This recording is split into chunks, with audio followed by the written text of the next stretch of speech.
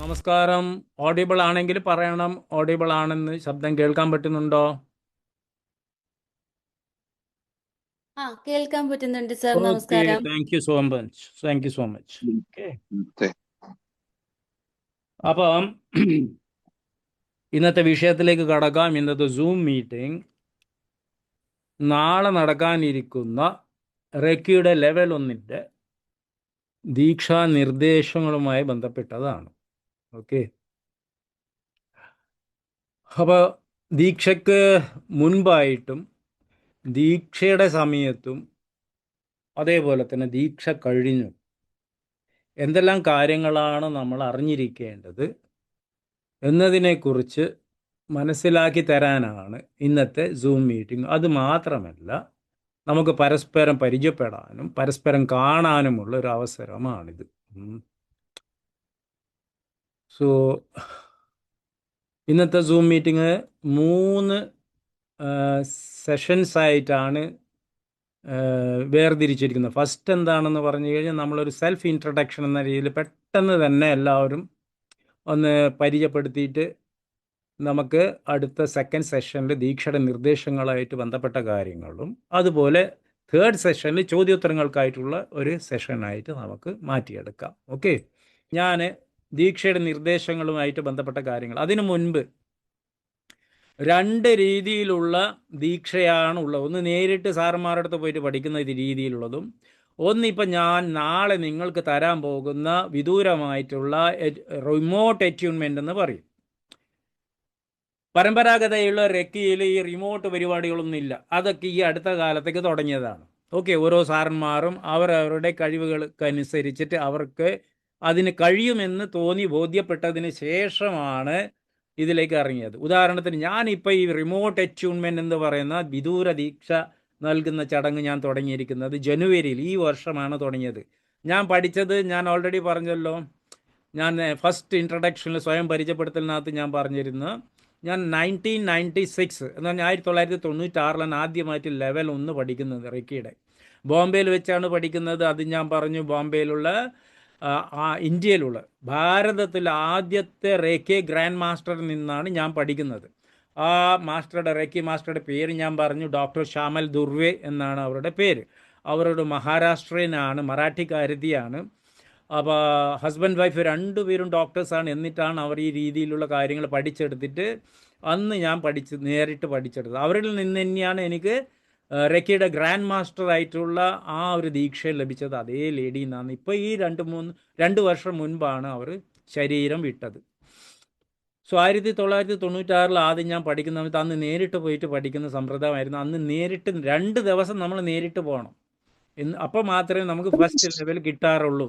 Okay, first level പഠിച്ച് എടുക്കാനായിട്ട് സാധിക്കും. ആദ്യത്തെ ഹോൾ ഡേ, ഒരു ദിവസം മുഴുവൻ രാവിലെ മുതൽ വൈകിട്ട് വരെ നമ്മൾ എല്ലാ ഇൻസ്ട്രക്ഷൻസ്, ഇന്ന് എന്താണോ ഞാൻ നിങ്ങൾക്ക് നോട്ട്സായിട്ട് തരുന്നത് അതൊക്കെ ഞാൻ അന്ന് പഠിച്ചെടുത്ത കാര്യങ്ങളാണ്. അത് നോട്ട്സായിട്ട് ഓരോ ദിവസങ്ങളായിട്ട് ഡിവൈഡ് ചെയ്തിട്ട് വളരെ സിമ്പിളായിട്ട് മലയാള ഭാഷയിൽ തർജ്ജിമ ചെയ്തിട്ട് നിങ്ങൾക്കായിട്ട് തന്നിരിക്കുന്നത്, വളരെ സിമ്പിളായിട്ട്. ഓക്കെ, അപ്പോൾ പിറ്റേ ദിവസമാണ് നമുക്ക് ദീക്ഷ എന്ന് പറയുന്ന ചടങ്ങ് നടത്തുന്നത്. ദീക്ഷ എന്ന് പറഞ്ഞു കഴിഞ്ഞാൽ നേരിട്ടിട്ട് ടീച്ചർ, ആ ഗുരു, പ്രത്യേകിച്ചുള്ള ഒരു മുറിക്കകത്ത് നമ്മളും ഗുരു മാത്രമേ ഉണ്ടാവും.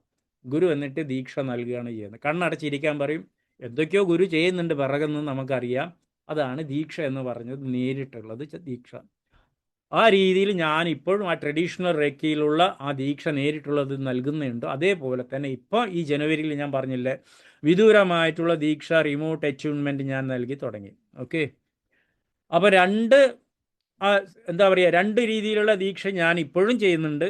അതിലേറ്റവും എനിക്ക് ബെനിഫിറ്റായിട്ട് സ്റ്റുഡൻസിന് അനുഭവത്തിൽ കൂടുതൽ ഉണ്ടായിട്ടുള്ള കാര്യം കണ്ടെത്തിയതായിട്ട് ശ്രമിച്ചതെന്ന് പറഞ്ഞു കഴിഞ്ഞാൽ, വിദൂരമായിട്ട് നിങ്ങളുടെ സ്ഥലത്തിരുന്നിട്ട് കംഫർട്ടബിളായിട്ട് ചെയ്തിട്ടെടുക്കുന്ന ദീക്ഷയ്ക്കാണ് കൂടുതലും ഫലം കണ്ടെത്താനായിട്ട് സാധിച്ചത്. അതെന്താണെന്ന് പറഞ്ഞു കഴിഞ്ഞാൽ, മാനസികമായിട്ടുള്ള ഒരു എഫക്റ്റാണ്, ഒരു ഇമ്പാക്റ്റാണ് നിങ്ങൾ ഉണ്ടാക്കിയെടുക്കുന്നത്. അതെന്താണെന്ന് ചോദിച്ചു കഴിഞ്ഞാൽ, നേരിട്ടിട്ടാണുമ്പോൾ എന്താണെന്ന് പറഞ്ഞു കഴിഞ്ഞാൽ, ആ സാർ എപ്പോഴാണ് ടൈം പറയുന്നത് ആ ടൈമിന് നിങ്ങൾക്ക് അവരുടെ സ്ഥലത്ത് പോകേണ്ടി വരും. അത് ചിലപ്പോൾ അടുത്തായിരിക്കണം എന്നില്ല, എത്രയോ താണ്ടിയിട്ടൊക്കെ പോകേണ്ടി വരും. ഒന്നത്. പിന്നെ എന്ന് പറഞ്ഞാൽ പരിചയമില്ലാത്തൊരു വ്യക്തിയായിരിക്കും. ഇപ്പം എന്നെ പരിചയപ്പെടുത്തുന്നത് അതേപോലെ തന്നെയല്ല അവരെയും. ഇതുപോലെ സൂമിലൊക്കെ ഇങ്ങനെ അവസരം കിട്ടുകയാണെങ്കിൽ ചിലപ്പോൾ അവർ അതുപോലെ തന്നെ സൂമിൽ സംസാരിക്കാനായിട്ട് അവസരം കിട്ടും. അല്ലാതെ ചിലവർക്ക് സൂമിൽ പോലും ചില മാഷന്മാർ വരാറില്ല, നേരിട്ട് വന്നോളൂ എന്ന് പറയും, നേരിട്ട് പോകണം, സൂമിലൊന്നും വരാറില്ല. അപ്പോൾ എന്താണെന്നുള്ള എല്ലാം കൂടി എന്താണ് ഒരു എൻക്യൂസിറ്റീവ്, എന്താണ് കാര്യം, എന്താണെന്നുള്ളൊരു ചിന്ത മനസ്സിനകത്ത് നടക്കുന്നുണ്ട്. യാത്ര ചെയ്ത് അവിടെ പോകണം, സാറിന് വലിയ പരിചയമില്ല, ഇനി എന്താണ് അവിടെ നടക്കുന്നത് നെക്സ്റ്റ് എന്ന് പറഞ്ഞു കഴിഞ്ഞാൽ ദീക്ഷയുടെ സമയത്ത് ഈ പറഞ്ഞതുപോലെ ഒറ്റയ്ക്കായിരിക്കും മുറിക്കകത്ത്, സാറ് സ്റ്റുഡൻറ്റ് മാത്രമേ ഉള്ളൂ, സാറ് കണ്ണടച്ചിരിക്കാൻ പറയും, നമ്മൾ കണ്ണടച്ചിട്ട് ദീക്ഷ സ്വീകരിക്കും. എസ്പെഷ്യലി ഇപ്പം സ്ത്രീകളുടെ കാര്യം പറയുമ്പോൾ പുരുഷന്മാർ പിന്നെ എന്നാലും കുറച്ചുകൂടി ബോൾഡായിട്ടൊക്കെ ഇരുന്നിട്ടൊക്കെ കാര്യങ്ങൾ മനസ്സിലാക്കാനായിട്ട് സാധിക്കും. സ്ത്രീകൾക്ക് കുറച്ചുകൂടി അവർക്ക് എന്താണെന്ന് പറഞ്ഞു കഴിഞ്ഞാൽ അവർ അലേർട്ടായിരിക്കും, അവർ കോൺഷ്യസ് ആയിരിക്കും, എന്താണോ നടക്കുന്നത്. ഓക്കെ, അപ്പോൾ അനുഭവങ്ങൾ അറിയാനായിട്ട് ഈ റെക്കിയുടെ ഒരു അനുഭവം പ്രത്യേകിച്ചിട്ട് സാധാരണ എന്ന് പറഞ്ഞാൽ റെക്കിയുടെ ദീക്ഷ സമയത്ത് ഉണ്ടാവാറുണ്ട്. അത് അനുഭവിച്ചിട്ട് അറിയാനായിട്ട് സാധിക്കില്ല, കാരണം നമ്മുടെ കോൺഷ്യസ് വേറെ എന്തൊക്കെയാണ്. ഇത് റിലാക്സ് ആയിട്ട് വേണം ഇത് സ്വീകരിക്കാനായിട്ട്, നല്ല ഹാപ്പി മൂഡിലായിരിക്കണം, അങ്ങനെയാണ് ഇത് ദീക്ഷ സ്വീകരിക്കേണ്ടത്. സോ എനിക്ക് ഈ ദീക്ഷ ഓൺലൈൻ വഴിയുള്ള പരിപാടിയിലേക്ക് ഇറങ്ങാൻ വേണ്ടി ഞാനൊരു 3-4 വർഷത്തെ സ്റ്റഡി നടത്തി. 4 വർഷത്തോളം ഞാൻ ഇതിൻ്റെ പിറകെയായിരുന്നു. കാരണം നോർത്ത് ഇന്ത്യയിലൊക്കെ ഒരു 10 വർഷം മുൻപേ ഓൺലൈൻ പരിപാടികളായിട്ട് ടീച്ചർമാരൊക്കെ പഠിപ്പിക്കാൻ തുടങ്ങിയിരുന്നു. അപ്പോൾ അന്ന് എനിക്ക് കൗതുകമായിരുന്നു. എന്നിരുന്നാലും എനിക്ക് സാധിക്കും എന്നുള്ള കാര്യം എവിടെയൊക്കെയോ ഉണ്ട്. കാരണം റേക്കിയുടെ സെക്കൻഡ് ലെവൽ പഠിക്കുമ്പോൾ നിങ്ങൾക്ക് വിദൂരമായിട്ടുള്ള ചികിത്സ നടത്താനായിട്ട് സാധിക്കും. അപ്പോൾ വിദൂരമായിട്ടുള്ള ചികിത്സ നടത്താമെങ്കിൽ എന്തുകൊണ്ട് വിദൂരമായിട്ടുള്ള ദീക്ഷ നൽകാനായിട്ട് സാധിക്കില്ല എന്നുള്ളൊരു ചോദ്യം എൻ്റെ മനസ്സിലുണ്ടായിരുന്നു. പക്ഷേ എനിക്കത് 100% ഉറപ്പ് വരുത്തണമെന്നുണ്ടായിരുന്നു. കാരണം എന്നാൽ മാത്രമല്ലേ കുട്ടികളുടെ ഇടയിൽ എന്ന് പറഞ്ഞാൽ സ്റ്റുഡൻസിന് ആ രീതിയിലുള്ള അനുഭവങ്ങൾ ഉണ്ടാക്കിയെടുക്കാനും വിശ്വാസം ഉണ്ടാക്കിയെടുക്കാനായിട്ട് സാധിക്കും. സോ ഞാൻ അതിൻ്റെ റിസർച്ച് തന്നെ നടത്തിക്കൊണ്ടിരിക്കുകയാണ്. പഠനം നടത്തിയിട്ട് അവസാനം ഫൈനലി ഈ വർഷം ജനുവരിയിൽ സ്റ്റാർട്ട് ചെയ്തിട്ടോ എനിക്ക് വളരെ ഈശ്വരാനുഗ്രഹം കാരണം ഞാനൊരു 500-ൽ പരം പേർക്ക് ഓൺലൈൻ വഴി ദീക്ഷ കൊടുക്കാനായിട്ട് സാധിച്ചു. അതിലൊരു 90% പേർക്കും ദീക്ഷയുടെ അനുഭവം ഉണ്ടായിട്ടുണ്ട്. ഓക്കെ, അപ്പോൾ ചുരുക്കി പറഞ്ഞു കഴിഞ്ഞാൽ ഇതൊരു ഇൻട്രഡക്ഷനായിട്ട് എനിക്ക് പറയാനുണ്ടായിരുന്നു, നേരിട്ട് ചെയ്യുന്നതും വിദൂരമായിട്ട്. കാരണം പലർക്കും ഉള്ള സംശയം, നിങ്ങളുടെ കൂട്ടത്തിൽ തന്നെ പലർക്കും ഉണ്ടാവും, ഇത് നേരിട്ട് എടുക്കേണ്ടതല്ലേ സാറേ എന്ന് ചോദിക്കാൻ ചിലപ്പോൾ മടിയാണ്ട് ഒന്നും ചോദിക്കാതെ ഇരിക്കുന്നവരും ഉണ്ട്. നേരിട്ട് എടുക്കേണ്ടതാണ്.